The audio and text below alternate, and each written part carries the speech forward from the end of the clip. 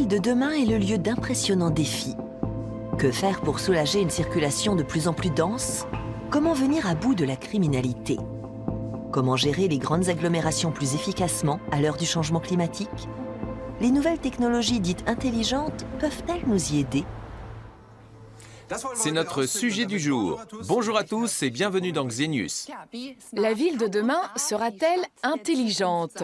C'est ce que nous allons voir ici à Augsbourg, où il y a près de 500 ans, fut érigée une cité dans la cité, et elle était très en avance sur son temps. Elle porte le nom de Fuggerei et ce sont aujourd'hui les plus anciens logements sociaux du monde. À l'époque, une utopie urbaine est devenue réalité. Il s'agit de logements tout à fait durables, réalisés alors sans technologie dite intelligente. Les urbanistes d'aujourd'hui pourraient-ils s'en inspirer? L'objectif était alors déjà de ramener les habitants dans le besoin vers le centre-ville. Toute la difficulté était d'intégrer ce nouveau quartier dans le tissu urbain existant. Hambourg fait face au même défi. À Hambourg, la Hafen City est le plus vaste projet de développement urbain d'Europe. Elle fait figure de modèle d'avenir. Il s'agit de transformer l'ancienne zone portuaire en un nouveau quartier résidentiel. D'ici le milieu de la prochaine décennie, ce devrait être chose faite. L'objectif, c'est une ville intelligente, qui allie une gestion éclairée des ressources et une meilleure cohésion sociale. Hambourg voudrait jouer les pionnières, et si l'on en croit les urbanistes, la durabilité et le brassage des populations seraient au cœur du projet. Nous voulons que les gens se rencontrent, que les déplacements urbains soient courts et que ceux qui vivent et travaillent ici bénéficient d'un environnement stimulant. Et en fin de compte, ces conditions seront réunies. Cela part d'un bon sentiment, mais le projet est régulièrement en but à des critiques. La Hafen City ne serait pas aussi durable que le prétendent les urbanistes. Loin de là. Le Conseil de l'avenir de Hambourg, une fédération d'ONG, affirme depuis des années que la durabilité n'existe guère que sur le papier, tout comme la mixité sociale. On n'y construit pratiquement pas de HLM. Il n'y a que 9 logements sociaux, ce qui pour une zone comme celle-ci est vraiment très peu. On y compte aussi 20 fois moins d'allocataires sociaux que dans le reste de la ville. D'après la société Hafen City, le problème sera bientôt résolu. Au moins 1500 logements subventionnés devraient être mis à disposition d'ici la fin des travaux. Dans d'autres quartiers de Hambourg, la durabilité est plus qu'un programme, c'est déjà une réalité. Une ligne du réseau de transport en commun, nommée Ligne de l'innovation 109, est dédiée aux véhicules à propulsion écologique. 5 systèmes différents sont testés par les usagers. Parmi eux, les bus électriques Solaris, équipés de piles à combustible qui transforment directement l'hydrogène en électricité. Le seul déchet produit est de la vapeur d'eau. Mais ces innovations technologiques sont-elles envisageables pour couvrir les besoins énergétiques de la Hafen City? La centrale à piles à combustible n'a pas dépassé le stade du prototype. Et une partie de l'alimentation en chaleur et en électricité provient d'une centrale thermique. En fait d'énergie renouvelable, la partie est de la Hafen City mise toujours sur les combustibles fossiles, dit le Conseil de l'avenir.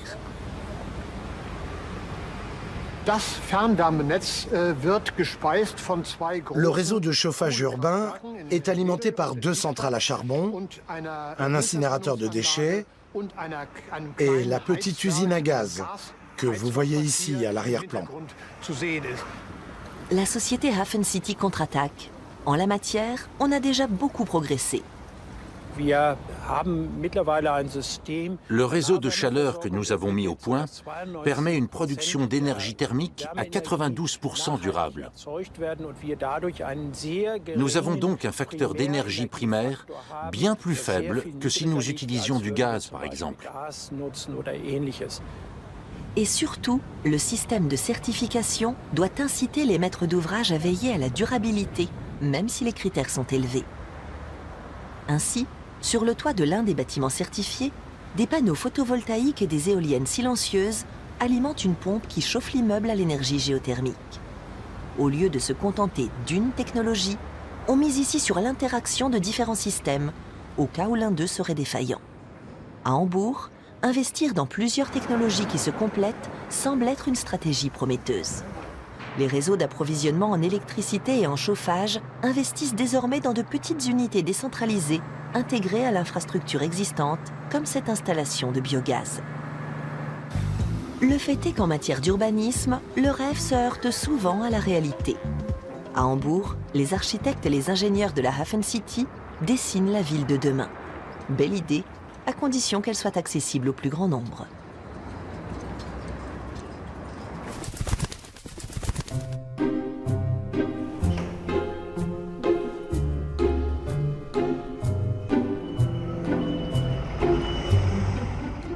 Nous sommes toujours à Augsbourg, à la Fuggerei, le plus ancien lotissement social au monde. Voyons un peu comment vivaient ici les gens il y a quelques centaines d'années. C'est un professeur en architecture, Madame Theme, qui va nous servir de guide.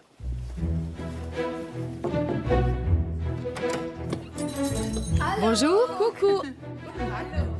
Bonjour, moi c'est Caro. C'est la salle de séjour, n'est-ce pas?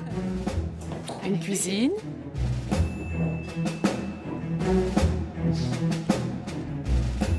Tout à l'heure, nous avons annoncé haut et fort qu'il s'agissait ici des plus anciens logements sociaux du monde. Quelle était l'idée à l'époque? À la base, l'idée de Jakob Fugger était sans doute la création de logements spacieux pour des gens qui vivaient dans des conditions de grande pauvreté. C'était aussi une question d'hygiène, bien sûr. Les habitants avaient un jardin qu'ils pouvaient cultiver eux-mêmes et les proportions étaient généreuses. Chaque logement avait sa cuisine et son entrée privée bien identifiée. Et bien sûr, c'est aussi une ville dans la ville, avec ses lieux de rencontre. L'ordonnancement urbanistique de cette cité est très rationnel. À mon avis, c'est en cela que ces logements étaient précurseurs. Un lotissement entièrement créé pour les plus nécessiteux. Absolument. Quelles étaient les conditions pour habiter ici autrefois? Et aujourd'hui encore d'ailleurs, puisque ce sont toujours des logements sociaux. Il faut être catholique, vivre à Augsbourg. Je crois qu'il faut toujours dire 3 Ave Maria pour Jakob Fugger, qui est à l'origine de cette fondation, et verser une obole d'un florin rénan. Ce qui représente 88 centimes, je crois. une affaire. Jakob Fugger ne faisait pas cela uniquement par bonté d'âme. Il s'agissait aussi de racheter ses péchés car il était très croyant. Comme toutes les prestations sociales, c'était également une forme d'héritage économique transmis à une ville où l'on voulait laisser sa marque. Peut-être était-ce aussi un bon placement. Avec des retombées de ce genre, il n'y a rien à redire. Professeur, revenons-en à la modernisation de nos villes actuelles, c'est-à-dire à notre ville de l'avenir. À quoi faut-il s'attendre ? Il y a différents concepts de ville intelligente. Il est question d'introduire de plus en plus le numérique dans les villes. Mais on observe aussi un retour à d'anciennes valeurs. C'est passionnant. Ravi que vous ayez pu passer ce moment avec nous. Augmenter l'efficacité, telle est l'obsession de notre génération. Intelligence tous azimuts et jusque dans la circulation. Des constructeurs proposent même des feux de signalisation intelligents, mieux coordonnés pour atteindre une fluidité optimale de la circulation, la fameuse onde verte. L'automobiliste allemand passe en moyenne 39 heures par an dans les embouteillages, et souvent plus dans les grandes villes. Grâce aux feux tricolores, indispensables à la fluidité de la circulation, nos villes échappent à la paralysie totale. Et si un jour, des feux intelligents pouvaient s'adapter à l'état du trafic et nous permettre de surfer constamment sur l'onde verte? Andreas Pott est planificateur des transports auprès de la ville de Münster. Il y a quelques années, il a dirigé un projet pilote visant à adapter les phases de feu de circulation. Il s'agissait de tester un nouveau système susceptible d'apporter des solutions que les programmes de commande actuels ne proposent pas encore. La circulation évolue en permanence. Cela peut être lié aux variations météorologiques ou à la création d'une nouvelle zone résidentielle. Des chantiers peuvent également accentuer les embouteillages. Les feux de circulation classiques n'intègrent pas ces données. Ce sont des commandes programmées par l'homme qui déterminent les passages au vert et au rouge de chaque feu. Dans un premier temps, ce système adaptable est installé sur une rocade. Des capteurs, insérés dans le sol, enregistrent le nombre de véhicules et le système évalue la vitesse idéale. Le trafic reste élevé, mais il est fluide. Et des mesures effectuées en collaboration avec l'université de Bochum démontrent une nette amélioration de la circulation. Sur ce tronçon, les automobilistes s'arrêtaient normalement à 4 ou 5 feux rouges. Avec le système adaptable, cela a été réduit à 2 ou 3. Mais comme beaucoup d'autres villes européennes, Münster est une ancienne ville médiévale où les voies de communication d'aujourd'hui empruntent souvent la voirie d'autrefois. Là où se dressait la porte nord de la ville, des équipages venus de toutes les directions se croisaient, s'y faufilaient comme à travers le chat d'une aiguille, pour se redéployer juste après. Comme jadis, tous les véhicules doivent aujourd'hui passer par ce goulot d'étranglement, le cauchemar de tout planificateur des transports. Le tracé des rues est complexe et la place est rare. Ici, le nouveau système atteint bientôt ses limites. Il calcule bien toutes les phases nécessaires à la trentaine de feux qui règlent le trafic, mais il pose aussi de nouveaux problèmes. L'une des difficultés rencontrées était que le système élaborait une nouvelle stratégie toutes les 15 à 20 minutes. Si la circulation se modifiait, une autre stratégie était mise en place. Une fois que le système avait pris le pli, cela pouvait générer 2 ou 3 rotations pendant lesquelles il n'y avait plus aucune coordination. Et les automobilistes devaient s'arrêter à 2 ou 3 feux rouges de suite, ce qui n'a pas manqué de susciter la critique. Beaucoup de gens ont dit « le système est bon, mais il a toujours des ratés ». Une expérience qui coûtera près d'1 million d'euros à la ville de Münster. Et ce trafic routier complexe ne semble pas près d'être maîtrisé. Dans la nature, pourtant, des exemples tendent à prouver, théoriquement du moins, que les pires difficultés peuvent avoir une solution. Sur la route des fourmis, c'est l'heure de pointe. Et pourtant, ça tourne. Le réseau routier doit sans arrêt se réorganiser. Ici, les fourmis ne prennent pas de décisions individuelles. C'est le groupe, la colonie, qui développe une sorte d'intelligence collective. Des chercheurs comme Christian Müller-Schler voudraient appliquer ces systèmes d'organisation naturelle à des dispositifs techniques. Ce que nous apprennent les fourmis, c'est qu'elles sont capables de résoudre des problèmes fort complexes, alors même que leurs connaissances et leur champ d'action sont limités. La recherche d'itinéraire est un bon exemple. Au début, les fourmis vont et viennent, un peu au hasard entre la fourmilière et une source de nourriture. Et au bout de quelque temps, elles empruntent le chemin le plus court. Comment y parviennent-elles? C'est ce que nous cherchons à savoir. En quête de nourriture, chaque fourmi applique le principe des essais et des erreurs et dépose au passage une trace olfactive. Si elle trouve à manger, elle se met à faire la navette entre la fourmilière et la source de nourriture. La piste olfactive devient de plus en plus intense et d'autres fourmis l'empruntent. Un système de transport efficace que les chercheurs voudraient copier. Nous voulons des systèmes capables de s'organiser eux-mêmes, de s'améliorer, de se réparer. C'est-à-dire que dans la mesure où cela fait sens, nous voulons appliquer ces caractères d'autonomie issus des systèmes naturels à des systèmes techniques. Appliqué au feu tricolore, cela voudrait dire que chaque feu commence par expérimenter, selon le principe des essais et des erreurs, pour échanger ensuite avec les autres feux. Lors d'une simulation, un tel système s'est déjà adapté efficacement à chaque problème. Mais les feux risquent alors de braver des interdits.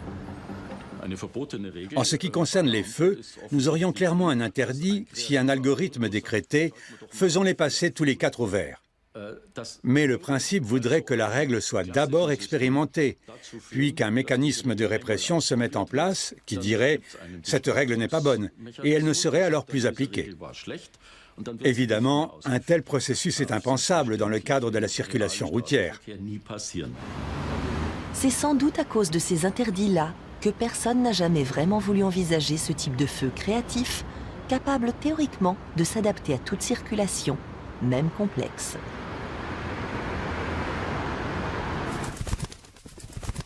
Sans vouloir être pessimiste, j'avoue que pour la ville de l'avenir, ces inventions ne me semblent pas très convaincantes.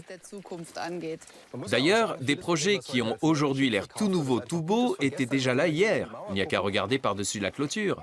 À la Fougueraille, chacun avait son propre potager. Alors je me pose la question, est-ce que nous n'aurions pas un peu régressé en matière d'urbanisme? Nous avons oublié plein de choses. C'est vrai. Beaucoup de nouveaux concepts reposent sur de vieux principes. Je crois qu'il faut garder un certain équilibre entre l'ancien et le nouveau, les valeurs d'hier et leur réinterprétation aujourd'hui. Le jardinage urbain existait déjà il y a 500 ans. Il ne faut pas l'oublier. Professeur, prenons l'exemple du sujet que nous venons de voir. La numérisation et les nouvelles technologies sont désormais un passage obligé pour les villes de l'avenir. Qu'est-ce que cela vous inspire? C'est un principe auquel vous adhérez? Disons qu'il faut garder la tête froide. Et dans une ville, ce qui fonctionne ou ne fonctionne pas apparaît d'ailleurs assez vite. Ça me fait un drôle d'effet de voir de grandes sociétés avoir en main l'avenir de nos villes. Ceux qui habitent un lieu et qui l'utilisent façonnent quand même son existence. À trop miser sur la technologie, vous risquez de perdre le concours offert par chacun, cet usage quotidien par les gens eux-mêmes. Les villes intelligentes offrent des aspects tout à fait passionnants, qui peuvent être transposés dans la réalité pour le plus grand bonheur des villes en mal d'amélioration. Mais je ne crois pas qu'il faille vraiment actionner la chasse d'eau avec son portable, ni que cela rende plus heureux. En fin de compte, l'important c'est d'avoir une ville sociale, et non pas une cité estampillée ville verte.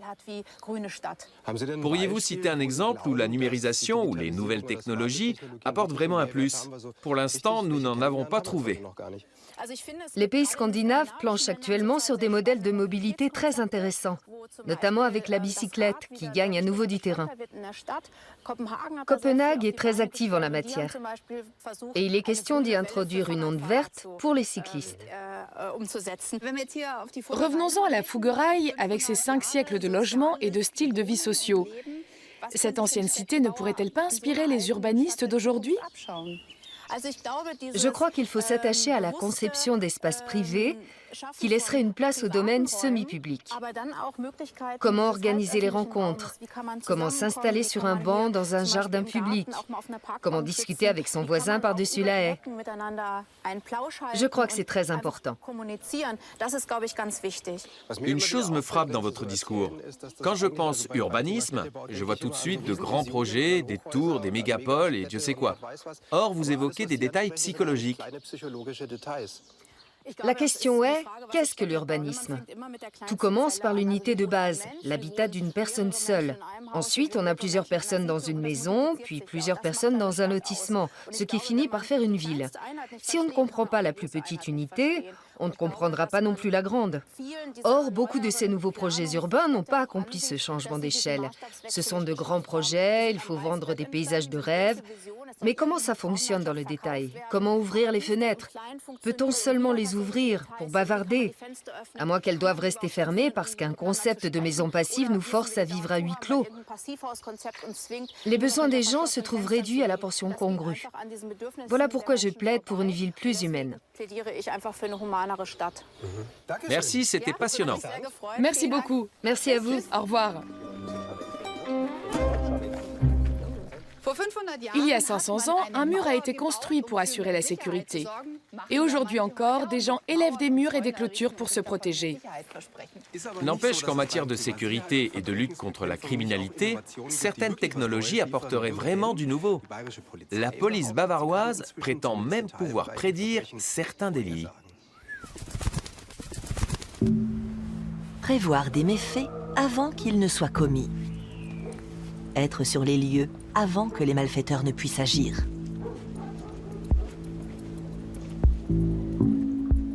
Voilà qui ressemble à une vue de l'esprit issue du film hollywoodien Minority Report en 2002. Sie wollten mir in meinem Wagen auflauern. wollte mich vergewaltigen. Ich sollte von Ihnen erstochen werden. Hier. Nach einem Jahr gab es in unserer Hauptstadt dank Pre-Crime keinen Mord mehr. Aujourd'hui, la Bavière applique effectivement un système supposé prédire les crimes, une première en Allemagne. Encore qu'il ne s'agisse pas de meurtre, mais de cambriolage. Mais l'utopie hollywoodienne est-elle si loin de la réalité? Commençons déjà par oublier Minority Report. C'est du cinéma, ça n'a rien à voir avec la vraie vie. Je ne peux pas vous dire si mardi prochain à 15 h il y aura un cambriolage à tel numéro, de telle rue. Impossible. Ces systèmes ne le peuvent pas. Tout ce que nous pouvons dire, c'est qu'à un moment donné, dans une région donnée, il va peut-être se passer quelque chose. Selon son fabricant, le système s'appuie sur des études internationales d'après lesquelles, dans certaines régions, suite à un cambriolage, il faut s'attendre à un phénomène de contagion. L'application fait apparaître en rouge les zones particulièrement exposées. Ici, les enquêteurs ciblent surtout un certain type de délinquants. Le problème, ce sont les bandes, les groupes, les associations plus ou moins organisées, plus ou moins professionnelles et qui commettent des cambriolages en série. Mais les fonctionnaires ne font pas une confiance aveugle au logiciel. Chaque alerte est vérifiée et sa vraisemblance est évaluée. Alors seulement, l'avis sera communiqué aux policiers qui, s'ils ne sont pas en intervention, vont surveiller plus attentivement les zones incriminées. Mais cette prévision policière ne convainc pas tout le monde. Alexander Gluba, de la police judiciaire du Land de Basse-Saxe, a toujours affiché un certain scepticisme vis-à-vis de ces méthodes. Imaginez qu'en service réel, on vous prévienne qu'un délit aura très vraisemblablement lieu dans un district donné. Vous allez bien sûr tout mettre en œuvre pour empêcher l'infraction. Or, si vous réussissez, si l'auteur ne passe pas à l'acte grâce à une forte présence policière par exemple, ce sera considéré stricto sensu comme une fausse alerte, puisque vous avez prévu un méfait qui n'a pas eu lieu. Il est donc très difficile de parler de succès ou d'échec. Mais l'an dernier, si l'on en croit le ministère de l'Intérieur bavarois, le système a prouvé son efficacité durant une phase d'essai. Il y a des résultats. Dans la région de Munich, les cambriolages ont reculé de 14% pendant les 6 mois de la période de test. Et dans les quartiers où nous avons appliqué massivement cette technique prédictive, le recul était de 38%. C'est quand même remarquable. Mais ces mesures empêchent-elles vraiment les infractions? La question reste ouverte.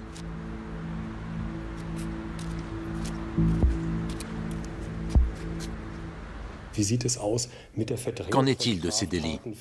Est-ce que je les empêche ou est-ce que je les déplace? Que dire d'une police régionale qui mettrait en œuvre cette prévision policière dans un secteur donné si les collègues du secteur voisin doivent hériter des infractions? Nous avons étudié la question sans nous limiter à Munich ou à sa proche banlieue. Nous avons observé le sud et le nord de la Bavière, étendu nos recherches jusqu'en Souabe et aux départements limitrophes. Là non plus, pas d'augmentation significative de la criminalité, exception faite d'Augsbourg et de Ratisbonne. Mais il y a peu de chances pour que des méthodes de prévision appliquées à Nuremberg ou à Munich envoient les malfaiteurs jusque-là. Empêcher les cambriolages est un objectif honorable.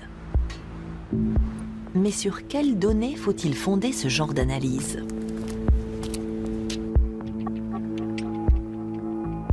Qu'est-ce qui nous fait soupçonner un suspect? Des innocents ne risquent-ils pas de se retrouver suspects avec de telles méthodes? Aux États-Unis, par exemple, ces techniques sont déjà appliquées depuis longtemps. Là-bas, vous pouvez intégrer ce genre de statistiques si vous avez un casier ou à cause de votre couleur de peau, comme dans le blockbuster hollywoodien.